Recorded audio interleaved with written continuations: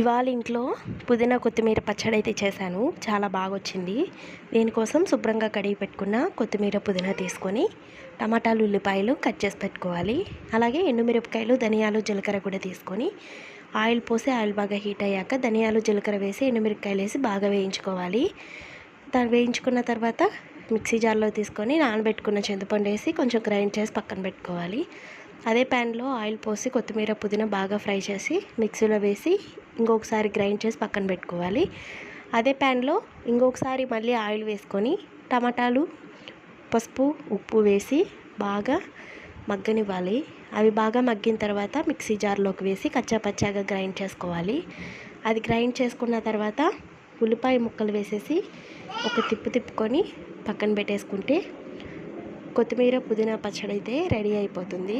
మీరు ఒకసారి ట్రై చేసి కామెంట్ చేయండి. ఈ వీడియో మీకు నచ్చితే సబ్స్క్రైబ్ చేసుకోండి.